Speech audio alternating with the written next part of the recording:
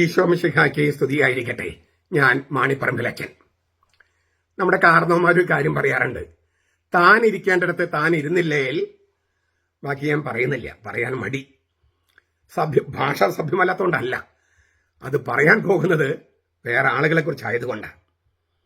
ഇന്നലെ ഹൈക്കോടതിയിൽ ഉണ്ടായ ഹൈക്കോടതി നൽകിയ ഉത്തരവിന്റെ പകർപ്പ് നമുക്ക് ഇന്നേ കിട്ടൂ. അതുകൊണ്ട് വിശദമായ കാര്യങ്ങൾ അറിയില്ല. പക്ഷെ എന്താണ് ചെയ്തിരിക്കുന്ന കാര്യം ഇതാണ്.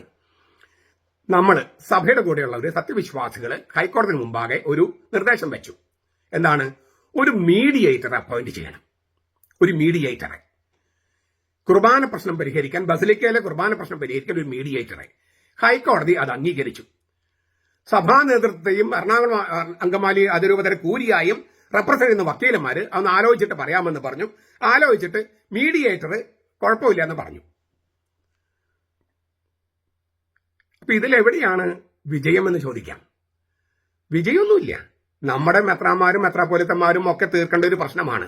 അത് ഹൈക്കോടതിയിലേക്കും സിവിൽ കോടതിയും കൊണ്ടുപോയത് തന്നെ പരാജയമാണ്, അവരുടെ പരാജയം.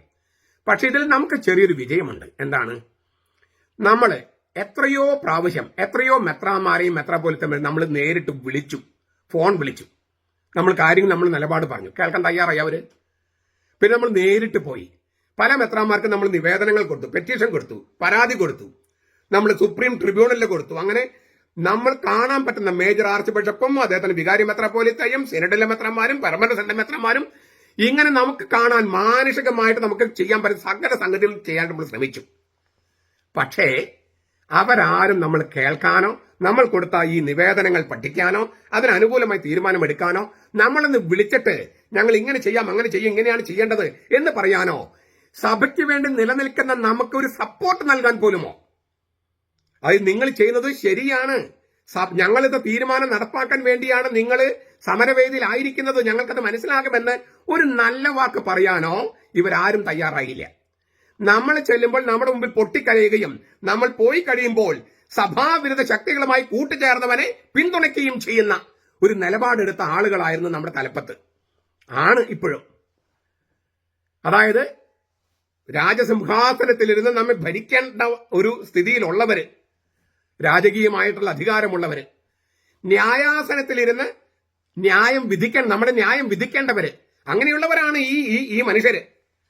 ഇപ്പോ ഈ മീഡിയേറ്ററായി നിയമിച്ചിരിക്കുന്ന മുൻ ഹൈക്കോടതി ജഡ്ജി, അദ്ദേഹത്തിന്റെ മുൻപാകെ ഈ പറഞ്ഞവര്, ഞാൻ ഒന്നുകൂടെ ആവർത്തിക്കാം, രാജസിംഹാസനത്തിൽ ഇരുന്ന് ഭരിക്കേണ്ടവരും ന്യായാസനത്തിലിരുന്ന് നമ്മെ ന്യായം വിധിക്കാനായിട്ട് ദൈവം നിയോഗിച്ചവരുമായ അവര് ഇപ്പോൾ ഹൈക്കോടതി നിയമിച്ച ഒരു ന്യായാധിപന്റെ മുമ്പിൽ, ഹൈക്കോടതി ജഡ്ജിയുടെ മുമ്പിൽ വാദിയായും പ്രതിയായും സാക്ഷിയായും വന്ന് ഇരിക്കണം. അവർ ഇരുത്തി എന്നുള്ളതാണ് നമ്മുടെ വിജയം. നമ്മുടെ നേതാക്കന്മാർ അങ്ങനെ ഇരുത്തുന്നതിൽ നമുക്ക് സന്തോഷമൊന്നുമില്ല. പക്ഷെ അവര് ചോദിച്ചേരന്ന് വാങ്ങുകയാണ്. ചിലരങ്ങനെയാ, ചോദിച്ചേരന്ന് വാങ്ങും. ഈ ഹൈക്കോടതി നിയമിച്ചിരിക്കുന്ന മധ്യസ്ഥനായ ന്യായാധിപന്റെ മുമ്പിൽ അവര് വന്ന് നമ്മൾ ഇപ്പുറത്തും അവരപ്പുറത്തും ഇരിക്കണം. തുല്യ സ്ഥിതിയിലായി. ഒരു സഭയുടെ തലവൻ, കത്തോലിക്ക സഭയിൽ 24 സഭകളുണ്ട്. ഓരോ സഭയ്ക്കും അതിന്റെ തലവനെ പാത്രിയാർക്കീസ് ബാവ എന്നൊക്കെ വിളിക്കുക. ആ ടൈറ്റിൽ ഇല്ലെങ്കിലും മേജർ ആർച്ച് ബിഷപ്പ് ആയിരിക്കുന്ന ആൾക്ക് ഏതാണ്ട് അതേ അധികാരങ്ങളാണ്. പാത്രിയാർക്കീസിന്റെ, ബാവയുടെ, ലത്തീൻ സഭയുടെ പാത്രിയാർക്കീസ് ആണ് മാർപ്പാപ്പ. റോമാരൂപതയുടെ മെത്രാൻ ലത്തീൻ സഭയുടെ പാത്രിയാർക്കീസ് ആണ്, ലത്തീൻ സഭയുടെ ബാവയാണ്. ഇതുപോലെ സീറോ മലങ്കര സഭയ്ക്ക്, സീറോ മലബാർ സഭയ്ക്ക്, അങ്ങനെ ഓരോ സഭയുടെയും തലവന് പാത്രിയാർക്കീസ്. പാത്രിയാർക്കീസുമാരുടെ പാത്രിയാർക്കീസ് ആണ് മാർപ്പാപ്പ. അപ്പോൾ ഒരു സൂയിയൂരി സഭയുടെ തലവൻ എന്ന് പറഞ്ഞാൽ പാത്രിയാർക്കീസ്, ബാവ, മാർപ്പാപ്പയ്ക്ക് തുല്യമായ പദവി. മാർപ്പാപ്പ സർവ്വത്ര സഭയുടെ തലവനായതുകൊണ്ട് കുറച്ചുകൂടി കൂടുതലാണ്. പക്ഷെ ലത്തീൻ സഭയുടെ പാത്രിയാർക്കീസ് നൽകി സീറോ മലബാർ സഭയുടെ പാത്രിയാർക്കീസും മേജർ ആർച്ച് ബിഷപ്പും തുല്യ പദവിയാണ്. അങ്ങനെയുള്ള ഒരാള് കക്ഷിയായി, പ്രതിയായി, വാദിയായി, സാക്ഷിയായി ഈ നമ്മുടെ ഒപ്പം വന്നിരിക്കണം. അവർ നേരിട്ട് വന്നിരിക്കില്ലായിരിക്കാം, അവർ വക്കീലന്മാരോ പ്രതിനിധികളൊക്കെ ആയിരിക്കാം.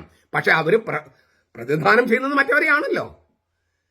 ഇനി നമ്മളെ കേൾക്കില്ല എന്ന് പറയാൻ പറ്റില്ലല്ലോ, നമ്മൾ കുറച്ച് രേഖകൾ പരിശോധിക്കാൻ പറ്റില്ലെന്ന് പറയില്ലല്ലോ.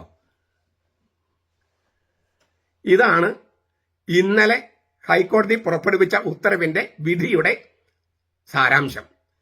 ഇപ്പോ നമ്മൾ പറഞ്ഞ് കേൾക്കണം, നമ്മുടെ നിലപാട് എന്തെന്ന് അവര് ശ്രവിക്കണം, നമ്മുടെ ചോദ്യങ്ങൾക്ക് ഉത്തരം നൽകണം. നമ്മൾ പറഞ്ഞ പോലെ ഒന്നും നടക്കണമെന്നില്ല. പക്ഷേ ഈ ഒരു വലിയ ചുവടുവെപ്പ് ഹൈക്കോടതി ഉത്തരവിലൂടെ നമുക്ക് ലഭിച്ചിരിക്കുന്നു. ഞാൻ ആവർത്തിക്കുന്നു, എത്ര പ്രാവശ്യം നമ്മൾ അവരെ കാണാൻ പോയി, എത്ര പ്രാവശ്യം നമ്മൾ കേൾക്കണമെന്ന് പറഞ്ഞു, എത്ര പ്രാവശ്യം നമ്മൾ നിവേദനങ്ങൾ കൊടുത്തു, എത്ര പ്രാവശ്യം നമ്മൾ രേഖകൾ ഹാജരാക്കി.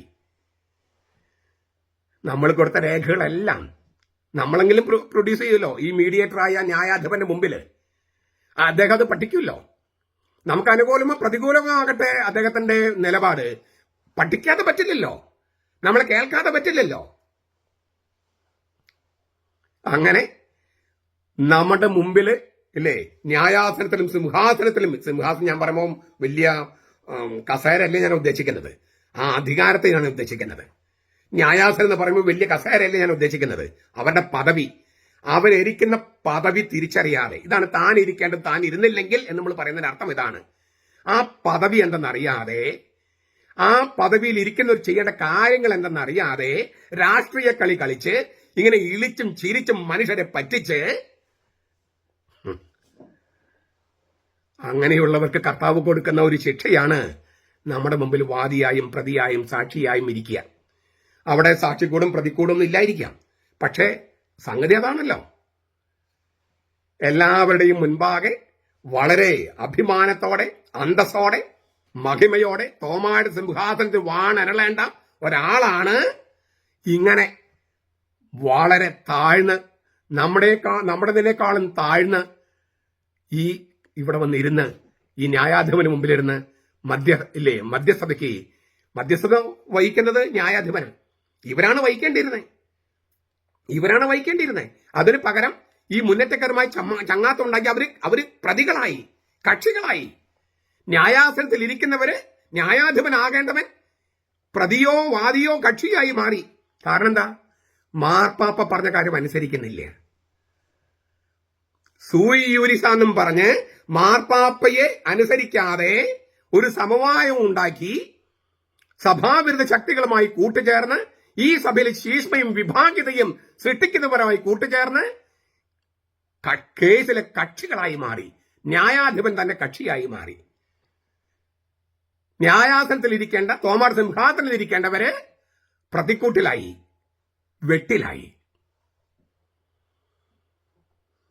സീറോ മലബാർ സഭയ്ക്ക് സന്തോഷമുള്ള കാര്യമൊന്നുമല്ലത്, ദുഃഖമുള്ള കാര്യമാണ്. പക്ഷേ സത്യവിശ്വാസികൾക്ക് സന്തോഷമുള്ള കാര്യമാണ്. കാരണം കർത്താവ് നമ്മുടെ കൂടെയാണ്, കർത്താവ് സത്യത്തിന്റെ കൂടെയാണ്, നന്മയുടെ കൂടെയാണ്. നമ്മൾ വളരെ കുറച്ച് പേരേ ഉള്ളുവെങ്കിലും, നമ്മുടെ കയ്യിൽ പണമില്ലെങ്കിലും, നമുക്ക് ആൾബലമില്ലെങ്കിലും കർത്താവ് നമ്മുടെ കൂടെയുണ്ട്. ഈ മഹാഭാരത യുദ്ധം ഉണ്ടല്ലോ, കൗരവരും പാണ്ഡവരുടെ കൂടെ ആ കഥയനുസരിച്ച് ശ്രീകൃഷ്ണൻ മാത്രമേ ഉള്ളൂ. കൗരവരുടെ കൂടെ സകലമാനം സംവിധാനങ്ങളുണ്ടായിരുന്നു, എന്നിട്ട് ജയിച്ചത് പാണ്ഡവരാണ്. നമ്മുടെ കൂടെ കർത്താവുണ്ട്. ആൾബലമില്ല, പണത്തിന്റെ ബലമില്ല, ശക്തിയില്ല, പക്ഷേ നമുക്കൊന്നുണ്ട്, സത്യവിശ്വാസം. മരിക്കേണ്ടി വന്നാലും കർത്താവിന്റെ കൂടെയേ, കർത്താവ് കൽപ്പിച്ച് നൽകിയ കുർബാനയെ പങ്കെടുക്കൂ, അതേ ഞങ്ങൾ സ്വീകരിക്കൂ, മാർപ്പാപ്പ ആഹ്വാനിച്ച കുർബാനയെ ഞങ്ങൾ കാണൂ എന്നുള്ള നമ്മുടെ ഉറച്ച ബോധ്യം. ആ ബോധ്യത്തിനാണ് കർത്താവ് നമുക്ക് ഇന്ന് അംഗീകാരം നൽകിയിരിക്കുന്നത്, ചെറിയൊരു അംഗീകാരം. അപ്പോൾ നമ്മൾ ബസിലിക്കയിൽ നിന്നും ഇറങ്ങിപ്പോവുകയാണ്. നമ്മൾ വിചാരിച്ച കാര്യം നേടിയിട്ട്. എന്താണ് ആ കാര്യം? ബസിലിക്കയിൽ ഇല്ലിസിറ്റ് കുർബാന ചൊല്ലിക്കയില്ല. ഈ ഒരൊറ്റ കാര്യത്തിന് നമ്മൾ ബസിലിക്കയിൽ ഇരുന്നത്, ഒരൊറ്റ കാര്യത്തിന്.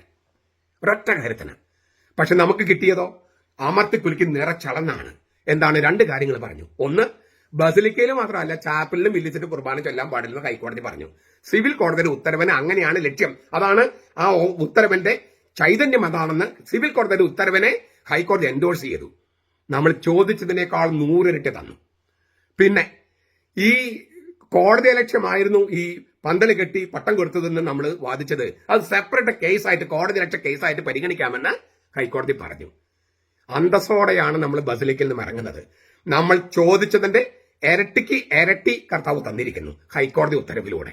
അതുകൊണ്ട് ഈ ബസിലിക്കയിൽ നിന്ന് ഇറങ്ങുന്നവര് സന്തോഷത്തോടെ, അഭിമാനത്തോടെ തല ഉയർത്തിപ്പിടിച്ച് അവിടെ നിന്ന് ഇറങ്ങുക.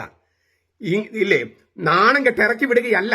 നമ്മൾ ചോദിച്ചതും ചോദിച്ചതിനപ്പുറത്തും കിട്ടിയിട്ടാണ് നിങ്ങൾ ചെയ്ത മഹാ ത്യാഗത്തിന്റെയും സ്നേഹത്തിന്റെയും വിശ്വാസത്തിന്റെയും പ്രവൃത്തിക്ക് പ്രതിഫലമായിട്ടാണ് കർത്താവ് നൽകിയെന്ന കാര്യം ഉറച്ച ബോധ്യത്തോടെ എല്ലാവരും മുഖത്ത് നോക്കി അഭിമാനത്തോടെ നിങ്ങൾ ഇറങ്ങി വരിക. സന്തോഷത്തോടെ സഭ നിങ്ങളോട് കടപ്പെട്ടിരിക്കുന്നു. നമ്മുടെ കർത്താവ് യേശു മിശിഹായുടെ കൃപയും പിതാവായ ദൈവത്തിന്റെ സ്നേഹവും പരിശുദ്ധാത്മാവിന്റെ സഹവാസവും നാം എല്ലാവരോടും കൂടി ഉണ്ടായിരിക്കട്ടെ, ഇപ്പോഴും എപ്പോഴും എന്നേക്കും. ആമേൻ.